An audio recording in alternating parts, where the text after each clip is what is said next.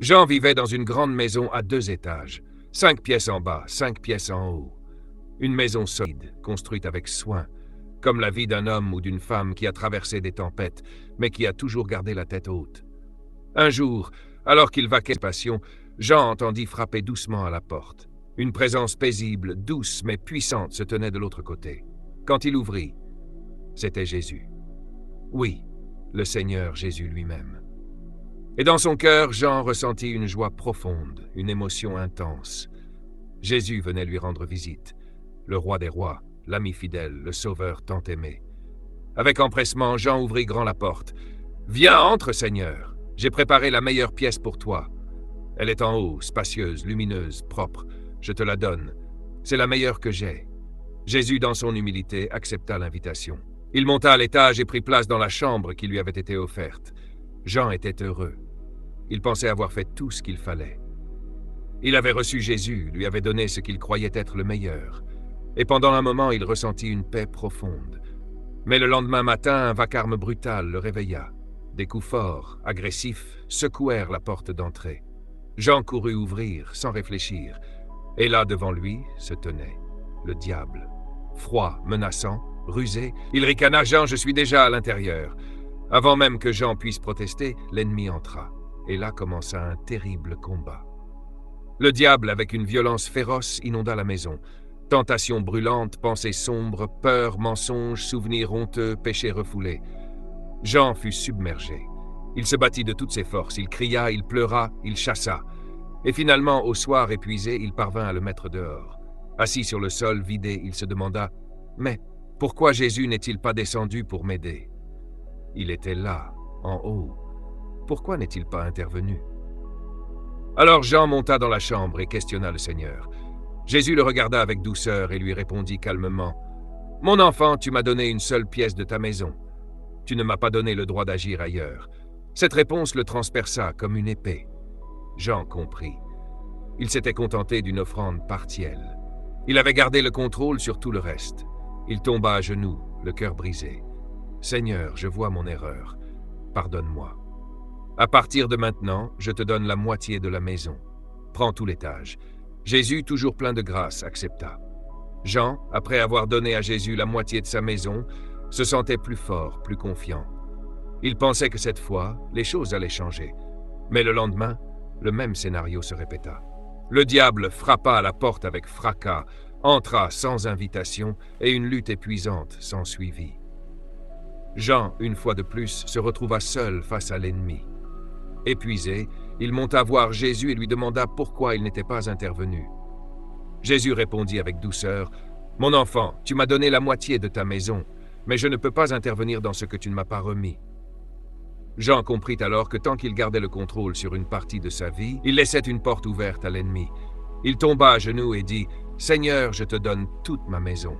Prends-en le contrôle total. » Cette histoire illustre une vérité profonde. Tant que nous ne remettons pas entièrement notre vie à Jésus, nous laissons des ouvertures à l'ennemi. Mais lorsque Jésus devient le maître de toute notre maison, il prend le contrôle et nous protège. Jean avait enfin donné les clés de toute sa maison à Jésus. Il avait compris que tant que certaines pièces restaient sous son contrôle, il serait toujours vulnérable. Mais ce que cette parabole nous invite à faire, c'est un examen encore plus profond.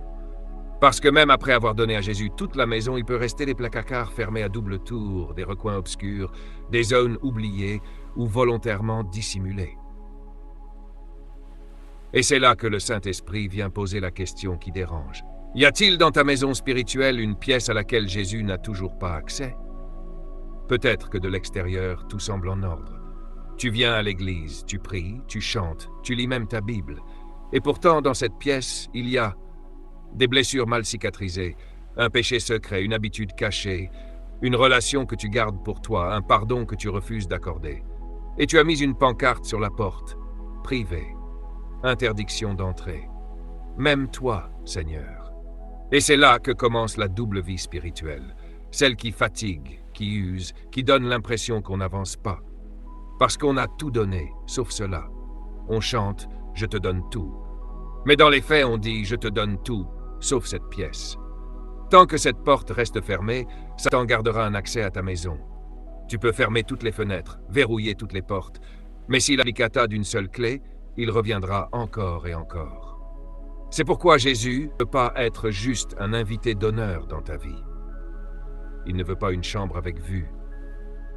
Il ne veut pas une suite au dernier étage, il veut être le propriétaire, le maître absolu, le roi de chaque pièce, de chaque recoin, de chaque souvenir, de chaque émotion, de chaque pensée. Et ce n'est pas par orgueil, non, c'est par amour. Parce que là où Jésus règne, le diable ne peut pas habiter. Parce que là où Jésus marche, la lumière chasse les ténèbres. Parce que là où Jésus est Seigneur, la paix demeure et la victoire est certaine. Alors aujourd'hui, mon frère, ma sœur, tu donnais à Jésus toutes les clés? Ou y a-t-il encore une verrouillée dans ton cœur? Une chambre dans laquelle tu préfères qu'il ne regarde pas? Un dossier secret dans lequel tu gardes des souvenirs, des passions, des chaînes que tu ne veux pas encore lui remettre? C'est le moment de lui ouvrir. Même si cette pièce est en désordre. Même si elle pue. Même si tu as honte. Même si tu crois qu'il ne pourrait jamais t'aimer après avoir vu ça. Tu sais quoi? Il connaît déjà. Et il frappe quand même à la porte. Il veut entrer, non pas pour te condamner, mais pour nettoyer, restaurer, renouveler. Dis-lui simplement, « Seigneur Jésus, j'ouvre cette porte. J'ai essayé de la garder fermée pendant longtemps, mais aujourd'hui, je t'invite dans cet endroit aussi. Viens, entre, sois le roi, même ici, et tu verras. La lumière entrera, la paix s'installera, la puissance de Dieu purifiera. » Comme le dit Apocalypse 3:20. Voici, je me tiens à la porte et je frappe. Si quelqu'un entend ma voix et ouvre la porte, j'entrerai chez lui. Lorsque Jésus est réellement le Seigneur de toute la maison, tout change. Il ne s'agit plus seulement d'une vie chrétienne partielle, où l'on vient à Dieu quand tout va mal, ou seulement le dimanche matin. Non. Quand Jésus est Seigneur de toute la maison, alors il est présent dans la cuisine pour bénir ce que tu manges et ce que tu partages. Il est dans le salon pour inspirer tes conversations et réconcilier les relations. Il est dans ta chambre pour veiller sur ton sommeil, guérir ton cœur et protéger ton intimité. Il est même dans le grenier où sont stockés les souvenirs, les vieilles douleurs et les blessures passées. Rien n'est hors de sa portée, rien n'est hors de son amour. Et tu n'as plus besoin de faire semblant, de cacher ou de lutter seul. Mais attention, quand Jésus devient le maître de la maison, il y a des changements radicaux. Et parfois, c'est là que ça dérange, parce qu'il commence à bouger les meubles. Tu l'invites et tout de suite il dit « Cette télé que tu regardes sans arrêt, il va falloir qu'on en parle. Cette relation toxique que tu refuses de quitter, donne-la moi. Ces mots que tu dis avec colère, ce manque de pardon, cette jalousie cachée, laisse-moi transformer cela. Et là, tu dois choisir. Soit tu reprends les clés et tu lui dis « Non, Seigneur », soit tu le laisses être le roi, même si cela bouscule. Frères et sœurs, voici la vérité. Quand Jésus règne, il y a parfois des larmes, mais ce sont des larmes de libération. Quand Jésus règne, il y a parfois des séparations, mais c'est pour mieux te rapprocher de lui. Quand Jésus règne, tu perds parfois certaines choses, mais tu gagnes la paix, la joie, la vie en abondance, car il sait mieux que toi ce qui est bon pour toi. Et ce qu'il enlève, c'est toujours pour remplacer par quelque chose de meilleur. Laisse Jésus réorganiser ta maison, nettoyer les pièces encombrées, allumer la lumière là où il y avait l'ombre, rebâtir ce qui avait été détruit, et transformer ta demeure en un lieu de gloire, de repos et de paix. Comme il est écrit dans 2 Corinthiens 5:17.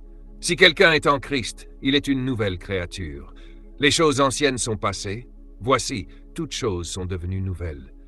Et si aujourd'hui, tu lui donnais tout, pas juste les parties jolies, pas juste ce que les gens voient, mais aussi ce que tu caches, ce que tu crains, ce que tu crois impossible à changer. C'est là que commence la vraie liberté. Prions ensemble. Seigneur Jésus, je ne veux pas que tu sois un simple invité dans ma vie. Je te donne les clés de chaque pièce. Entre dans mes souvenirs, mes émotions, mes relations, mes décisions. Transforme tout. Sois le roi de mon cœur aujourd'hui et pour toujours. Amen. Frères et sœurs, cette histoire n'est pas simplement une belle parabole. C'est un miroir, une invitation, une question directe posée à chacun de nous. Qui est vraiment aux commandes de ta vie? Tu peux avoir l'apparence d'un croyant, Tu peux aller à l'église, dire Seigneur, Seigneur, chanter les cantiques, prier avant les repas. Mais si tu n'as donné à Jésus que certaines pièces, si tu gardes certaines clés dans ta poche, alors tu vis encore dans la crainte, dans la lutte, dans l'instabilité. Tant que Jésus n'est pas le maître de tout, le diable aura toujours une porte ouverte pour venir frapper. Et souvent, il ne frappe même pas. Il entre, il dérange, il vole ta paix, il souille ton cœur. Mais aujourd'hui, tu as le choix. Tu peux faire comme Jean. Tu peux t'agenouiller et dire de tout ton cœur, « Seigneur Jésus, je te donne toute la maison. Pas seulement une chambre, pas seulement un étage, pas seulement ce que je maîtrise. Non, tout. Mes joies, mes douleurs, mes blessures, mes secrets. Je te donne les clés. Viens régner. Viens vivre ici. » Et c'est là que commence la vraie paix. Pas une paix fragile, qui dépend des circonstances, mais une paix solide comme le roc, parce que le maître de l'univers habite maintenant chez toi. Quand Jésus règne dans ta maison, le diable peut frapper, mais il devra fuir. Les épreuves peuvent venir, mais tu seras debout. Le passé peut tenter de revenir, mais tu es une nouvelle création. La peur peut chuchoter, mais la voix du Maître couvre tout. Comme le dit Philippiens 4, verset 7, « Et la paix de Dieu qui surpasse toute intelligence gardera vos cœurs et vos pensées en Jésus-Christ. » Mon frère, ma sœur, aujourd'hui, je t'invite, ne retarde plus ce moment. Ne laisse plus une seule pièce verrouillée. Fais de ton cœur une demeure entière pour Christ. Et tu verras, ta maison ne sera plus jamais la même. Merci d'avoir écouté cette parole aujourd'hui sur Parole de Vie. Si ce message t'a parlé, alors abonne-toi, partage cette vidéo et laisse en commentaire ce que tu remets aujourd'hui entre les mains de Jésus. Que la paix du Seigneur soit sur toi, sur ta maison et sur tous ceux que tu aimes. À très bientôt pour une nouvelle Parole de Vie. Et d'ici là, souviens-toi, donne-lui toute la maison. Il en fera un palais de paix.